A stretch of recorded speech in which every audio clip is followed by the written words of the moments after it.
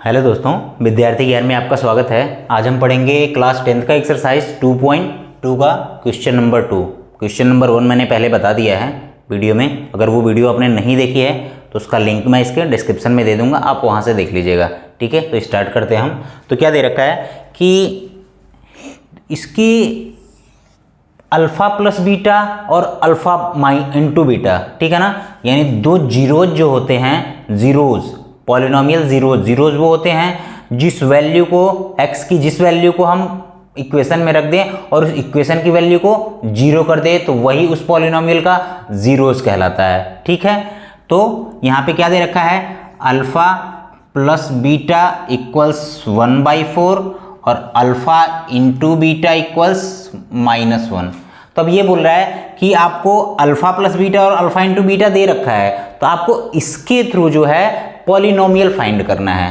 ठीक है ना, यानी द्विघात समीकरण पता करना हमें इस अल्फ़ा प्लस बीटा और अल्फ़ा इंटू बीटा के थ्रू। तो फॉर्मूला क्या होता है कि x² minus alpha plus beta into x plus alpha into beta, यही होता है आपका इक्वेशन। अगर हमें अल्फ़ा प्लस बीटा ये आप याद करके रखिएगा तो आपके सारे इक्वेशन सॉल्व हो जाएंगे जहां पे अल्फ़ा प्लस बीटा और अल्फ़ा इंटू बीटा दिया होगा। ठीक है, तो हम क्या करते हैं, अल्फ़ा प्लस बीटा की जगह पे रख देते हैं x² minus alpha plus beta की value 1/4 into x plus alpha into beta की वैल्यू -1।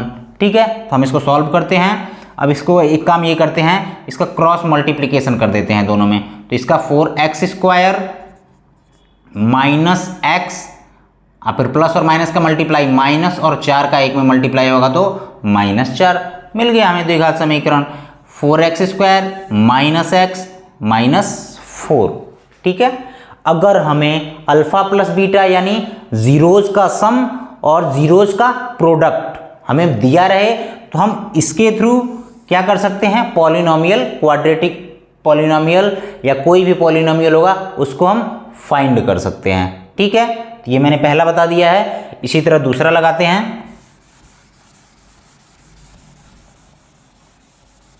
दूसरे में क्या दे रखा है, ये होता है अल्फ़ा प्लस बीटा और ये जो है अल्फ़ा इंटू बीटा। इस इक्वेशन में रखते हैं दूसरे वाले का x² minus alpha plus beta की वैल्यू क्या है, √2 है, तो √2 into x plus alpha into beta की वैल्यू क्या है 1/3। इसको भी सॉल्व करते हैं, थोड़ा सिंपल कर लेते हैं। अब इसका 3 का इसमें मल्टीप्लाई हो जाएगा तो क्या हो जाएगा, 3x² माइनस इसमें मल्टीप्लाई होगा तो 3√x प्लस, अब 3 का जब इसमें मल्टीप्लाई होगा तो ऊपर 3 हो जाएगा और 3 का 3 से कैंसिल करेंगे तो 1 हो जाएगा। ठीक है, ये हो गया, हमें मिल गया दूसरे का क्वाड्रेटिक पॉलिनोमियल। बस हमने कुछ नहीं किया, अल्फ़ा प्लस बीटा और अल्फ़ा इंटू बीटा की वैल्यू दे रखी है, हमने बस इक्वेशन में रख दिया। ठीक है, तीसरा क्वेश्चन देखते हैं ऐसे ही। तीसरा क्वेश्चन में क्या दे रखा है, अल्फ़ा प्लस बीटा 0 और अल्फ़ा इंटू बीटा, ये होता है अल्फ़ा प्लस बीटा और ये होता है अल्फ़ा इंटू बीटा। तो बस रखो x² minus alpha plus beta की value 0 into x plus alpha into beta की वैल्यू √5।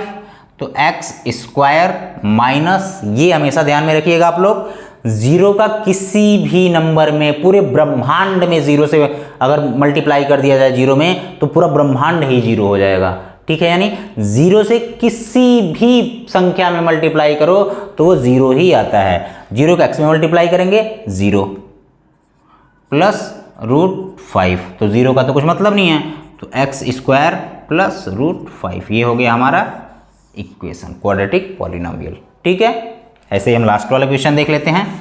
लास्ट वाला भी खत्म हो जाएगा। ये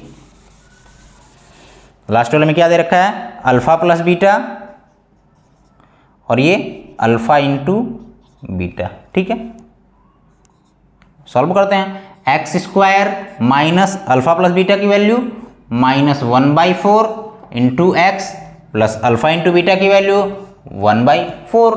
ठीक है, अब इसका क्या करते हैं, एक्स स्क्वायर, पहले समीकरण थोड़ा सॉल्व कर लेते हैं, माइनस का माइनस में मल्टीप्लाई होता है तो प्लस 1/4 एक्स प्लस 1/4।